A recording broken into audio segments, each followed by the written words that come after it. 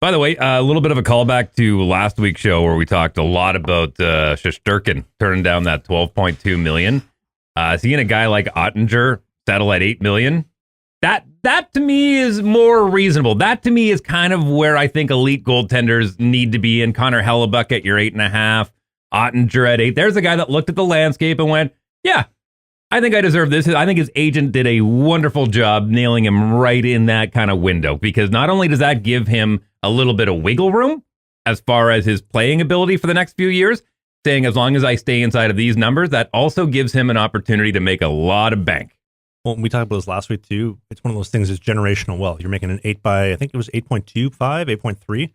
His kids are never going to have to go to the food bank. And also, he's going to be taking his chick on a lot of European vacations. All summer, all I see on Instagram is Andre taking his missus to Greece, to Italy. So that'll be exciting. I'm sure she's really happy to be living the good life. But Well, man, what a good goalie, though. Like for any of those players that are on the bubble, as far as, going from the American League to the National League, and even if you get like say 10 to 20 games in the National Hockey League, you could be making upwards of about $300,000 to $400,000 inside of one season. If you live very minimally and take that money, realizing like I may not get another shot next year, depending on how I play, and this could be my only time getting this kind of money. If you're smart with that, that could also be money that could last you your lifetime. But the problem is that in that age range, you're thinking this money isn't going to stop rolling in. I mean, it's no different than this channel.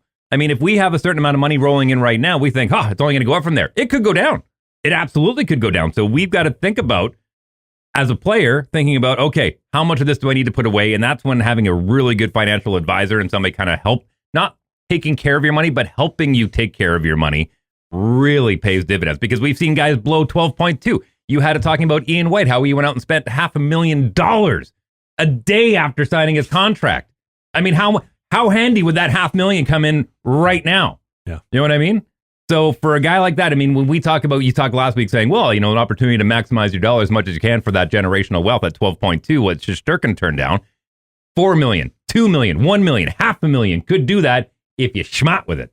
You work so hard, you sacrificed your body. We talked about the shelf life of goaltenders. I think Ottinger, I think he's my age, might be a year younger than me, but he's only got a certain shelf life. He's nasty. 6'4". He's been keeping him in games for the playoffs. He's been really doing some great stuff for Dallas, but he's got a shelf life too, so he's going to be maximizing that dollar as well. Hey, every Sunday a new podcast goes up, but if you don't have time to watch the whole thing, there's clips everywhere and just segmented stuff on your favorite players. Go subscribe to Slang and the Biscuit podcast and Slang and the Biscuit clips and Slang and the Biscuit shorts and Slang and the Biscuit pants and Slang and the Biscuit hats and Slang and the Biscuit shirts.